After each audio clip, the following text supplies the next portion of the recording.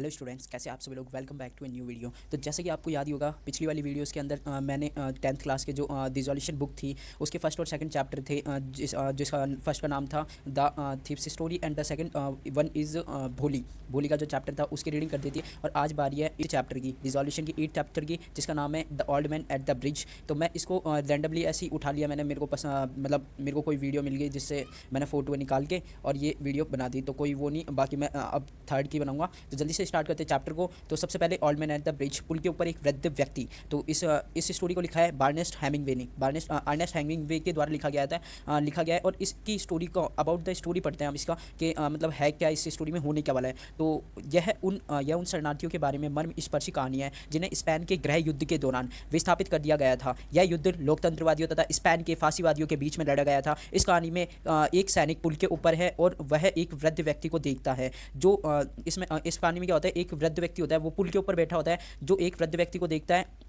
सैनिक देखता है वृद्ध व्यक्ति को जो हिलडुल नहीं रहा है। यद्यपि उसका युद्ध में भूमिका निभाने का कोई भी इरादा नहीं है। जो वृद्ध व्यक्ति है उसका युद्ध के अंदर भूमिका कि वो किसकी साइड होना चाहता है, वो किसी का ऐसा कोई इरादा नहीं है उस वृद्ध व्यक्ति का। लेखक उस वृद्ध व्यक्ति तथा उन लोगों के बारे में भाग्य को लेकर बहुत ज़्यादा दुखी होता है जिनको युद्ध के दौरान कष्ट भोगने पड़े थे। फिर उसके बाद में यहाँ पे स्टोरी स्टार्ट होती है एक बुढ़े आदमी से, एक वृद्ध व्यक्ति से, एक वृद्ध पुरुष से, जो इस्पात के फ्रेम वाले चश्मे लगाए हुए, अत्यंत धूल से भरे हुए वस्त्र पहने हुए सड़क के किनारे पर बैठा हुआ है। सड़क के किनारे पर बैठा हुआ है मतलब पुल के थोड़ा सा पीछे ही सड़क के किनारे पे बैठा हुआ था। ये नदी तथा नावों द्वारा बनाया गया था। ये जो पुल था वो नदी और नावों द्वारा बनाया गया था तथा पुल पर से गाड़ियाँ, ट्रक, पुरुष स्त्री व बच्चे इसे पार कर रहे थे।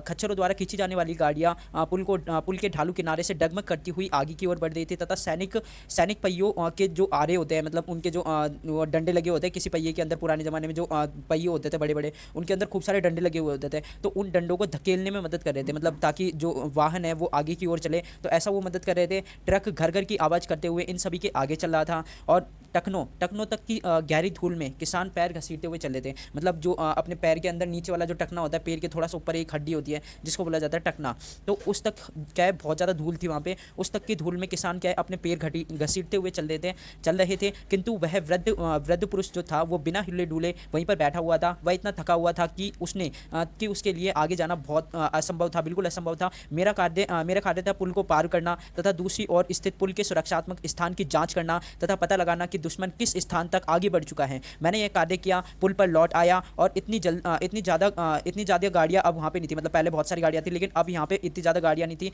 तथा पैदल चलने वाले लोग भी बहुत कम थे। किंतु वह वृद्ध व्यक्ति अभी भी वहीं पर बैठा हुआ था। तो मैंने उससे पूछा, जो सैनिक था उसने उससे पूछा कि आप कहाँ से आए। वृद्ध व्यक्ति से पूछा आप कहाँ से आए। तो वृद्ध व्यक्ति ने हंसते हुए जवाब दिया कि मैं सैन कार्लोस से आया हूँ और यह उसका पैतृक नगर था, इसलिए उसका उल्लेख करने में उसको आनंद मिला था और वह मुस्कुराया था। मैं जानवरों की देखभाल कर रहा था, ऐसा उस वृद्ध व्यक्ति ने बताया। ओह, मतलब सैनिक ने कहा अच्छा ठीक है। कुछ समझे बिना ही मैंने कहा हाँ ठीक है। वह बोला, जो वृद्ध व्यक्ति था वह बोला मैं जानवरों की देखभाल करने के लिए ठहरा हुआ था। आप समझ ही गए होंगे कि मैं सैन कार्लोस को छोड़ने वाला अंतिम व्यक्ति था। वह गडेरिया या चरवाहे पशुपालक की जैसे दिखाई नहीं देता था तथा मैंने उसके काले धूल भरे कपड़ों को देखा और उसके भूरे रंग के धूल धर्षित चेहरे एवं उसके इस्पात के फ्रेम वाले चश्मे को देखा और बोला कि कौन कौन से जानवर थे वो, जो जानवर आप पाल रहे थे वो कौन कौन से जानवर थे। तो उसके बाद में उसने जवाब दिया, मैंने वापस से पूछा कि वे कौन कौन से जानवर थे। तो उसने जवाब देते हुए बोला कि वे दो बकरियां थी, एक बिल्ली थी तथा 4 जोड़े कबूतर के थे और तुम्हें उनको छोड़ना पड़ा। मैंने उससे पूछा कि तुमको उनको छोड़ना पड़ा, मैंने उससे पूछा। फिर उसके बाद में हाँ, तोपखाने के कारण कप्तान ने मुझे वहाँ से चले जाने के लिए कहा। हाँ, तुम्हारा परिवार नहीं, मतलब अगर क्या तुम्हारा परिवार नहीं है, ऐसा मैंने पूछा उससे। तो पुल के दूर वाले छोर की ओर देखते हुए मैंने जहाँ से आखिरी गाड़ियाँ किनारे की ढलान पर तेज़ी से आ रही थी, मतलब जो लास्ट की जो गाड़ियाँ थी वो किनारे की जो ढलान थी, पुल की जो ढलान थी उस पर तेज़ी से चलती हुई आ रही थी। तो उसकी ओर देखा मैंने और उसको देखते देखते मैं उससे बात कर रहा था।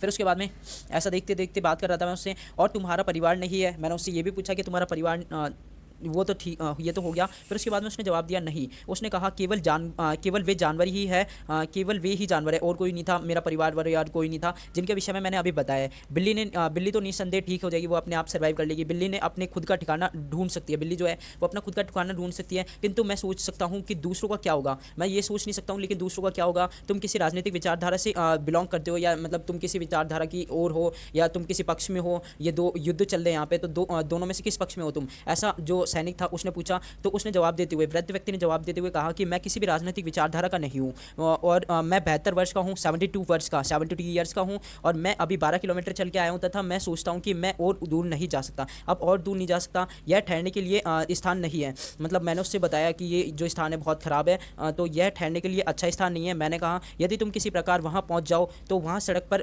टाटोसा के लिए विभक्त हो जाएगी। जो आगे थोड़ा सा आगे पहुँच जाओ तो वहाँ पे क्या है, सड़क दो चीज़ में दो दास्तों में डिवाइड हो जाएगी। एक टाटोसा के लिए विभक्त हो जाएगी, तो वहाँ पे सड़क पर क्या है, ट्रक भी लगे हुए हैं। मैंने उसको इशारा करते हुए बताया कि वहाँ पे जो सड़क है उस पर क्या है, ट्रक भी है बहुत सारे। अगर तुम वहाँ पे पहुँच जाओगे तो वहाँ पे क्या है, एक सड़क टाटोसा की ओर जाती है, जहाँ पे क्या है, सड़क पे ट्रक खड़े हुए हैं। मैं कुछ समय इंतजार करूँगा, वह बोला। कुछ समय मतलब वृद्ध व्यक्ति था, उसने बोला कि मैं कुछ समय यहीं पे इंतजार करूंगा, वह फिर मैं चला जाऊंगा, फिर उसके बाद में मैं चला जाऊंगा। ट्रक कहाँ जाते हैं, मैंने उसने पूछा बार्सिलोना की तरफ। तो मैंने बताया कि बार्सिलोना की तरफ जाते हैं, मैंने उसको इतना बताया। फिर उसने जवाब दिया कि मैं उस दिशा में किसी को भी नहीं जानता, किंतु आपका बहुत बहुत धन्यवाद, पुनः आपका बहुत बहुत धन्यवाद।